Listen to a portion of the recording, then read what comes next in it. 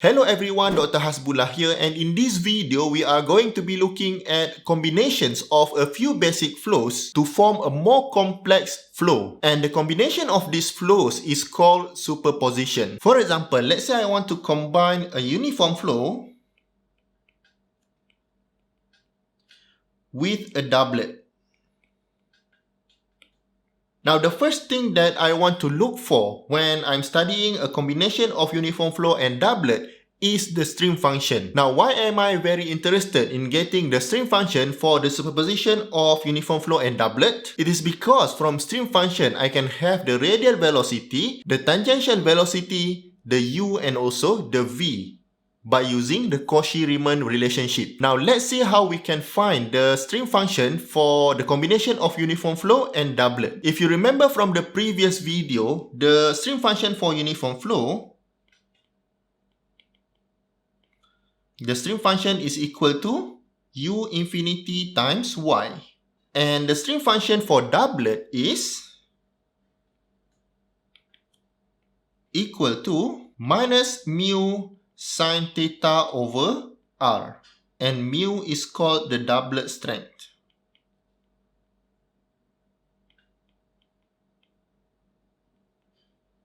So what happens now is that the combination of uniform flow and doublet means that you just need to combine the stream function of these individual flows, which means that the stream function for this combination flow is u infinity y minus mu sine theta over r.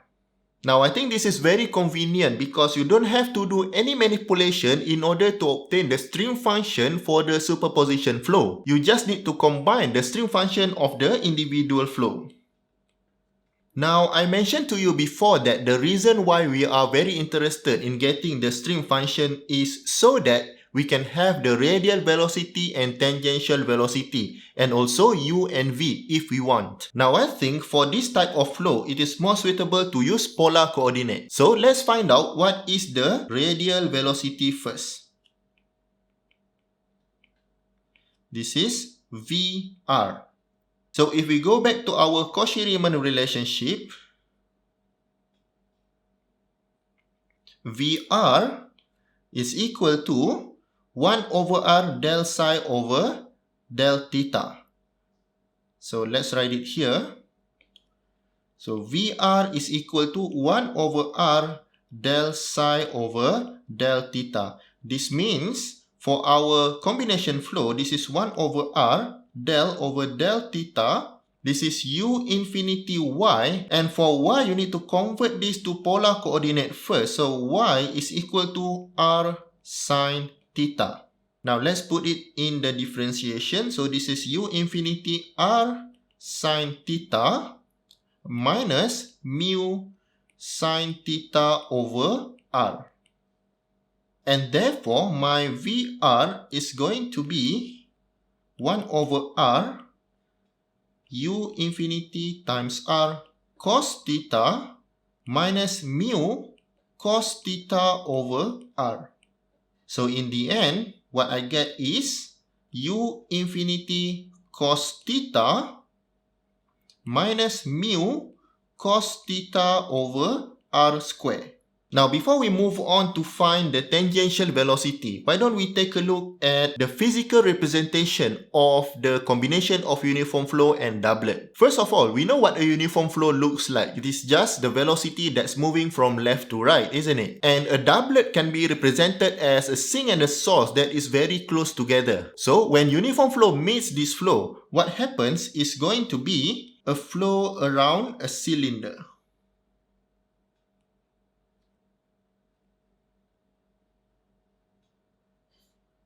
And it's going to look very symmetrical.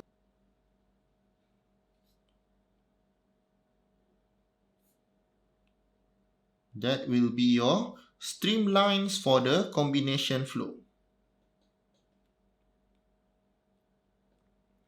And let's say the flow is moving from left to right.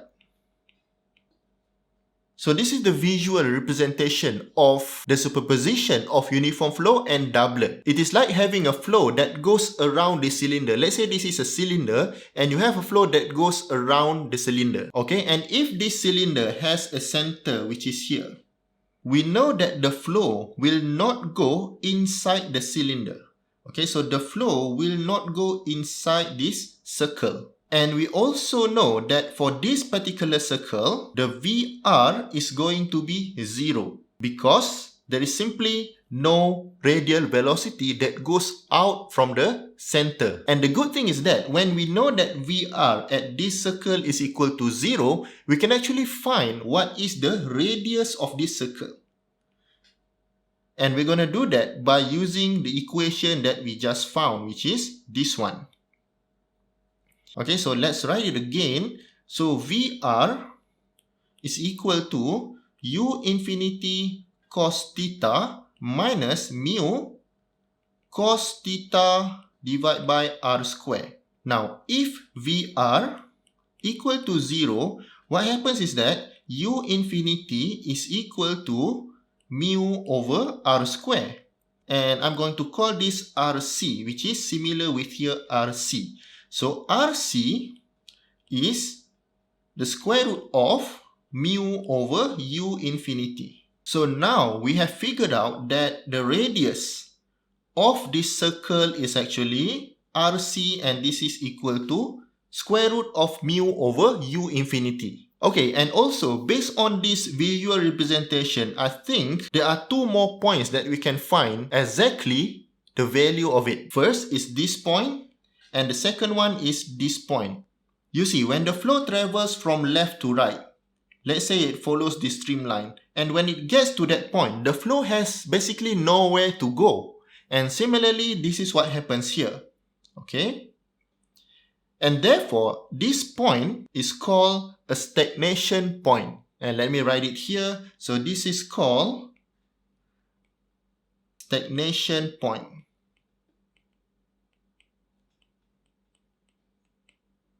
And the most interesting thing about this stagnation point is that all velocities are 0.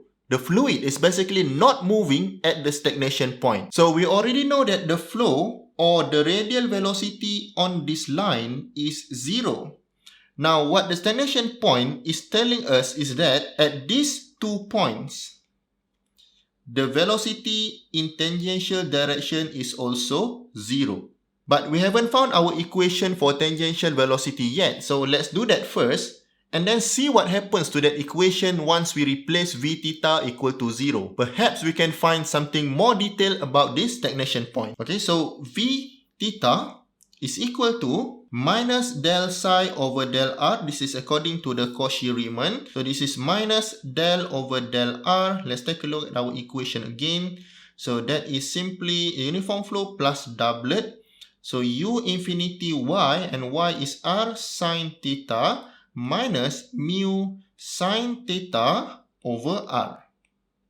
So this becomes equal to minus u infinity sine theta minus mu sine theta over r square. Now let's go back to our stagnation point, which is here. Okay. And we know that the radius for the stagnation point, the r, is equal to RC because the stagnation point is on top of this circle. And also we know that at stagnation point, v theta equal to 0. So let's replace r with RC and v theta with 0. So this becomes equal to minus u infinity sine theta minus mu sine theta over RC square, and this is equal to 0. Let me make a note here. So this is at stagnation point. Now we also know that our RC is equal to this equation, that is the square root of mu over u infinity. So RC square means this is equal to mu over u infinity. And we know that mu and mu can be cancelled out. And this becomes 0 equal to minus 2u infinity sine theta. And immediately we know from here that sine theta can be equal to 0. So let me plot the sine graph here. So this is your theta. And theta is equal to 0 and 180 degrees. Now, what does this mean? This means that your stagnation point must be at either 0 or 180 degrees. Now, let's check our diagram. And we define 0 from here counterclockwise. So this is your theta. And definitely this is 0 degree and this is 180 degrees. So basically the equation has proven the existence of the stagnation point, and you can immediately relate it into the diagram. So if I label this as S1 and this is S2, and I want to know the coordinate of my S1 and S2, so S1, the coordinate is RC, that is the radius of the circle, and the angle is 0 degree, and my S2 is also RC, and the angle is 180 degrees. That is how you represent the stagnation point in space by using polar coordinate. And with that information, you can actually find anything at any point inside this flow field. Of course, provided that you know the value for U infinity and also for doublet strength. And whenever we know the velocity, with the help of Bernoulli equation, we can always find pressure. And sometimes it is quite useful to find the pressure on top of this cylinder. So I can actually find pressure here. And also down here. Of course, it's going to be symmetrical for this case. And if we say that the pressure at any point in the circle as PC, we can actually relate PC with velocity by using Bernoulli equation. So PC plus half rho v theta square equal to, now the second point that we can choose is actually the stagnation point itself. This makes our job much easier. So this is equal to P at stagnation point, let's call this PO, plus 1 over 2 rho v theta square at stagnation point, which we know that at stagnation point there is no velocity. So this is immediately 0. So if I take this equation and write it again at the bottom, so this is PC equal to PO minus 1 over 2 rho v theta square. And we know that on the cylinder,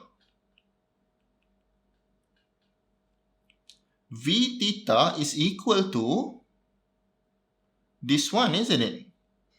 So I'm going to put in here minus 2u sine theta. So my final equation for PC is equal to PO minus, this is going to be 2, this is u infinity square sine square theta. And that will be my pressure at any point on top of the cylinder. So it depends on theta, of course. So now we know that for the combination of uniform flow and doublet, the flow will look something like this. And you can obtain this flow by using the stream function, and to get the stream function, you can simply add the stream function for uniform flow with the stream function of the doublet. And from there you can find the radial velocity, and then you can find the tangential velocity. And then to make sense of this figure, you then impose a few parameters. For example, the radial velocity on the cylinder is equal to 0, where you end up with RC equal to square root of mu over u infinity. And then when you find the tangential velocity, you impose a condition whereby at S1 and S2, the tangential velocity is equal to 0. And you end up with theta equal to 0 and 180 degrees. And what you do afterward is that you look for the pressure on the cylinder by using the Bernoulli equation. And for Bernoulli equation, you need 2 points. So one point is anywhere on top of the cylinder, and the second point is the stagnation point itself. And you have reduced that equation into this final equation for pressure on top of the cylinder. Now when you take a look at this figure, I think you can imagine that the pressure should be similar on top and on the bottom of the cylinder, which means that the cylinder will not move, which makes the problem not very interesting. Now, to make it more interesting, let's consider another superposition, which is uniform flow plus doublet plus irrotational vortex. Now, what you have here is quite a similar arrangement. You have a flow and then you have a cylinder, but that cylinder is actually rotating because of this irrotational vortex. And when the cylinder rotates, then you see some interesting stuff happening with the pressure, which I will show to you later. So, what do you think happens with the stream function of this flow? Okay, so let's do this. So, stream function must equal to uniform flow. This is U infinity Y. Doublet is minus mu sine theta over R, and our irrotational vortex is plus capital gamma over 2 pi ln R. It is as simple as that. Just add all the individual stream function and you get yourself the stream function for the superposition flow. And I think for this superposition flow, our radial velocity will not change. Let's try and see if that is true. So our radial velocity VR is equal to 1 over R del psi over del theta. And fair enough, there is no theta in irrotational vortex. So our radial velocity remains the same, which is, let's take a look here, U infinity cos theta minus mu cos theta over R square.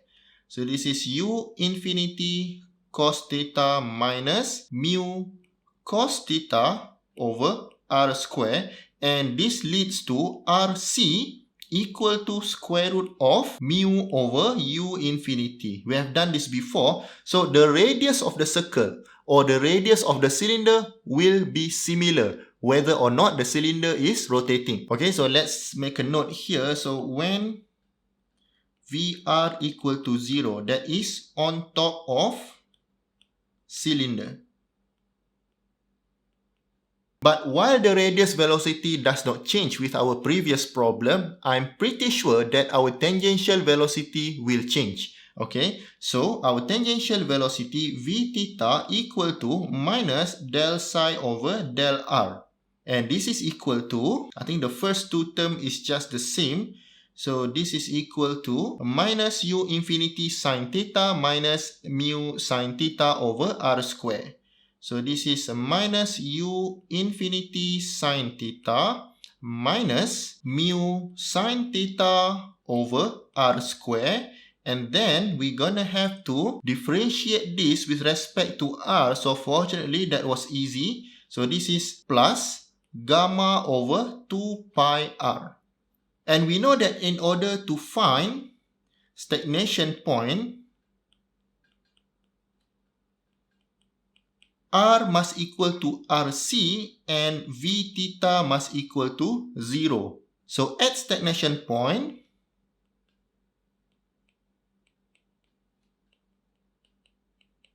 our V theta is equal to 0 and this is equal to, I believe we have reduced this equation to minus 2U infinity sine theta plus gamma over 2 pi RC. Okay, so now interestingly, our sine theta will no longer be 0. If sine theta is equal to 0, we know that the stagnation point is at 0 and 180 degrees, right? But if this is not 0, then it's going to get quite interesting.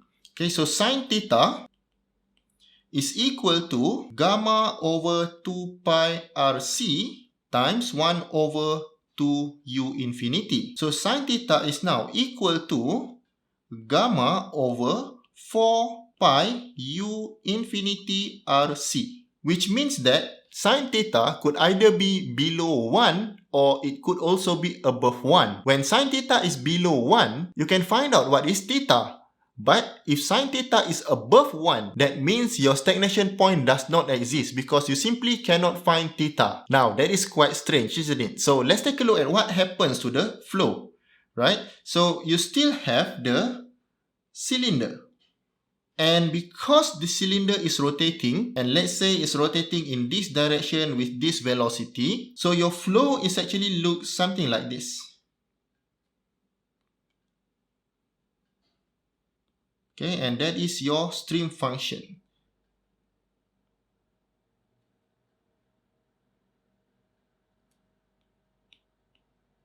And this will be your stagnation point 1 and stagnation point 2. And if we take a look at this equation, so sine theta equal to gamma over 4 pi mu infinity RC. And let me highlight this. So this flow can only happens if gamma is less than 4 pi u infinity RC. Because only then you will be able to get sine theta equal to something that is less than 0. Meaning that your theta will have value. This means that if you have the gamma that is greater than 4 pi u infinity RC, you will end up with sine theta that is greater than 1. So what happens to your flow? Okay, basically you will still have the cylinder, but the flow now does not attach to this cylinder. It looks something like that.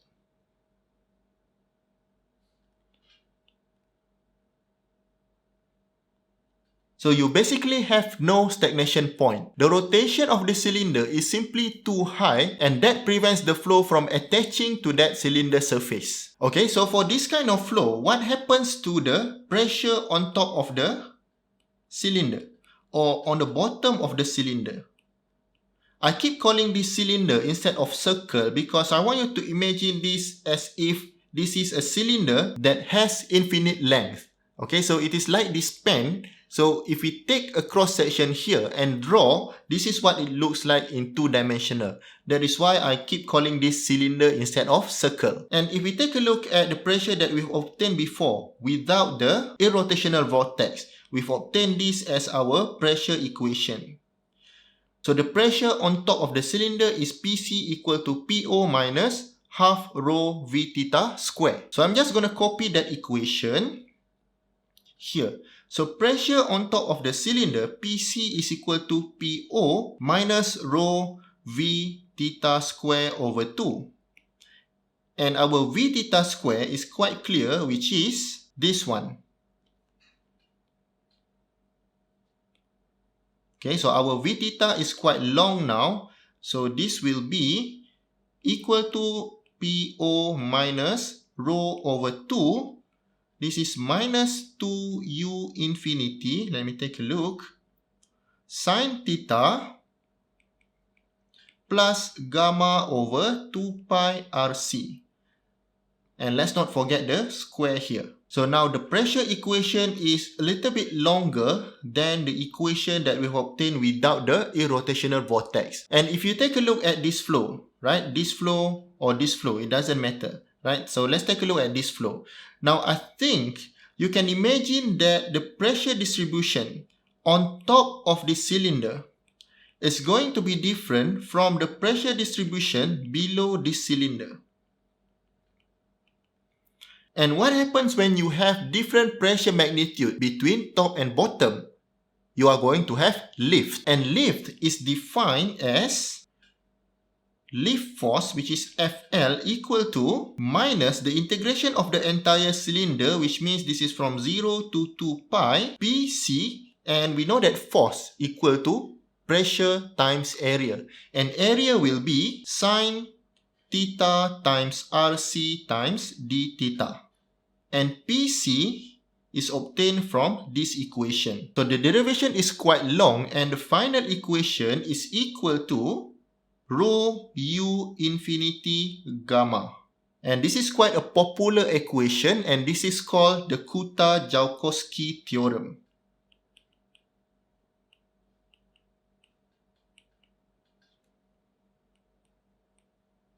And this relationship is very useful to find lift of an object. So I hope you can see now that with the addition of a rotational flow, we've added some sort of complexity in terms of the tangential velocity component of the superposition flow. And we've ended up with the pressure distribution that is not similar between the top half of the cylinder and the bottom half of the cylinder, which resulted in lift. And in the end, we got the equation FL, that is the lift force, equal to rho times U infinity times gamma. And again, gamma is the strength of the vortex, which means that the stronger the rotation or the faster the rotation, the higher the lift force that you will get. So my advice to you now is try to understand the concept of superposition flow and how can you obtain the velocity component from the stream function, and also try to figure out where are the stagnation point. Because when you know the stagnation point, you can draw or you can imagine exactly what the flow looks like. That is all from me for now, and I'll talk to you soon.